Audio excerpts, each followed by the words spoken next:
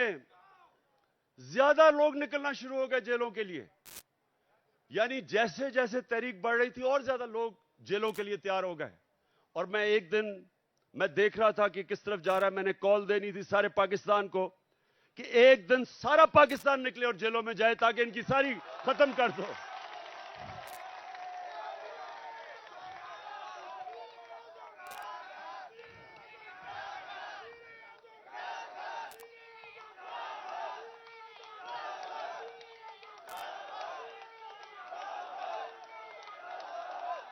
मैं chief justice को मैं सुप्रीम ठीक बस मैं अपने सुप्रीम कोर्ट के चीफ जस्टिस को आज मैं अपने वकीलों के जरिए खत भी लिख रहा हूं कि अगर जब पता है, खुद इंटीरियर मिनिस्ट्री कह रही है कि इमरान खान की जान खतरे में है, मैं कह रहा हूं मेरी जान खतरे में है, और मैं पहले 2 महीने पहले कह रहा था कि जान खतरे में, उसके बाद हमला हुआ मेरे पे। मैंने पहले पेशन गोई कर दी थी क्या करना है इन्होंने। मैं फिर कह रहा हूं, और मैं चीफ जस्टिस साहब को मैंने कहा वकील आज खत लिखें कि मजाहिया केसेस के ऊपर बुलाया जा रहा है। इलेक्शन के कमीशन के सामने मुजाहरा होता है, मैं घर बैठा हूं और मेरे ऊपर दहशतगर्दी का केस। तोशाखाना का केस, मैं तो कहता हूं आज कि जब भी तोशाखाना का केस मेरा सुना जाए, पब्लिक हियरिंग हो, टीवी के ऊपर सारी कौम को पता चले कि वो केस क्या है। कौम को पता चले कि क्या मजाक हो रहा है इस मुल्क से, कि जिन्होंने डाका मारा तोशाखाना के ऊपर जरदारी और नवाज शरीफ ने, उनके केसेस खत्म कर दिए हैं। और जिसने, और इंशाल्लाह ओपन हियरिंग हो, सारी कौम के सामने पता चले तोशाखाना केस क्या है।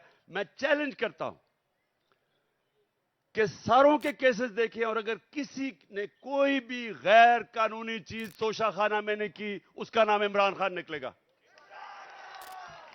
और मैं चीफ जस्टिस को हम ये खत लिखेंगे मेरे वकीलों के जरिए कि जब पता है कि मेरी जान खतरे में है, लाहौर हाई कोर्ट गया और इस्लामाबाद गया, कोई सिक्योरिटी नहीं थी।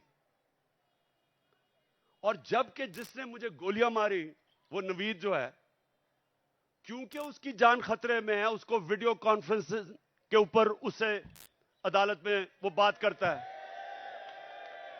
तो ये तो ऐसा है कि जिन्होंने तहफ्फुज देना है, खतरा उन्हीं से ही है। जिसने, अब ये राना सनाउल्लाह जैसा गुंडा कभी ये किसी को तहफ्फुज दे सकता है क्या? ये शहबाज शरीफ जिसने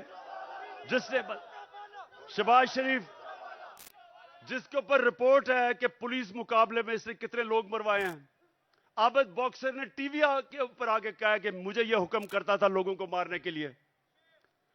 मॉडल टाउन में इन दोनों ने सबके सामने टीवी के ऊपर नहते लोगों के ऊपर गोलियां चला के 14 लोगों को कत्ल किया और 60-70 लोगों को गोलियां लगी।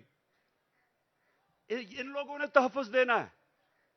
और ये जो डर्टी हैरी जिसको मैं कहता हूं, ये अपने इदारे को बदनाम कर रहा है। ये एक ऐसा आदमी है जो साइकोपैथ है। ये नॉर्मल आदमी नहीं है, ये हैवान है। जिस तरह का इसने आजम स्वाति से किया कि उसको नंगा करके जब तशद्दुद कर रहे थे तो रिकॉर्ड कर रहा था और सुन रहा था। ये वो आदमी है। बच्चों को पकड़ के, सोशल मीडिया के बच्चों को जो इसे किया, जो शहबाज गिल से किया है, उल्टा लटका के उससे जो किया है,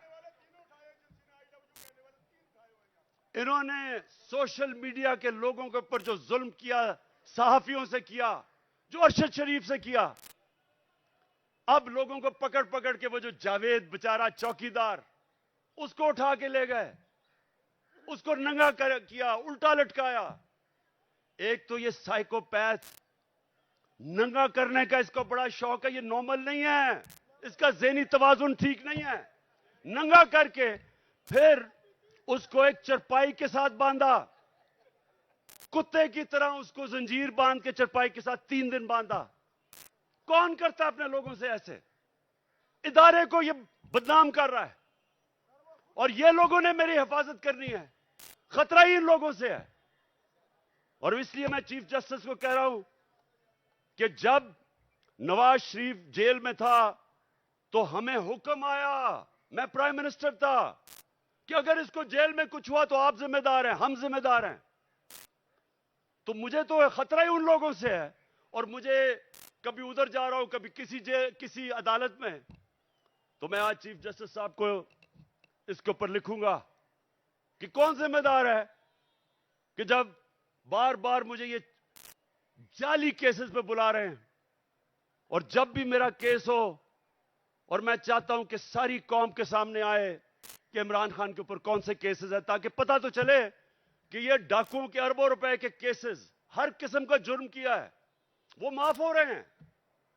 और 74 केसेस मेरे ऊपर बना चुके अब तक, और मेरे लोगों के ऊपर, हर के ऊपर, आजम स्वाति के ऊपर 30 केस, शबाज गिल एक केस खत्म होता दूसरा केस। क्या जुर्म है इनका? क्या ये आजम स्वाति का जुर्म था कि उसने कहा कि NRO 2 जनरल बाजवा ने दिया? इस पे किसी को कोई शक है? किसी को शक है? तो सच बोलने के ऊपर तशद्दुद, 34 केसेस, कभी किधर जा रहा है, कभी सिंध जा रहा है, कभी बलोचिस्तान जा रहा है। क्या ये पाकिस्तान का आज इंसाफ का निजाम है? और यही होना था जब चोरों को बाजवा ने ऊपर बैठा दिया, हमारे मुजरिमों को। तो मैं अपनी आज सारी कौम को कह रहा हूं, जो आगे, जब तक मेरी कौम इस जुल्म का मुकाबला नहीं करेगी, आगे आपके और आपके बच्चों का मुस्तकबिल अंधेरे में है। मैं जब शुरू में 11 महीने पहले कह रहा था, जब चोर ऊपर आए, मैंने पहले दिन से कहा कि मैं कभी इनको तस्लीम नहीं करूंगा। मैंने तब कहा था, मैं आज भी कह रहा हूं कि अगर मेरी कौम इनके खिलाफ ना खड़ी हुई, अगर हमने इनके सामने ना खड़े हुए, कोई मुस्तकबिल नहीं है इस मुल्क का। 8 लाख सबसे पढ़े लिखे लोग, प्रोफेशनल्स, पिछले चंद महीने में मुल्क छोड़ के चले गए हैं। कौम मुल्क से मायूस हो गए हैं, उम्मीद खत्म हो गई है। और क्यों ना हो, किसी मुल्क के ऊपर इन मुजरिमों को बिठा दो। मैं चैलेंज करता हूं, इन मुजरिमों को कल बरतानिया के ऊपर बिठा दो, उसका दिवालिया निकाल देंगे।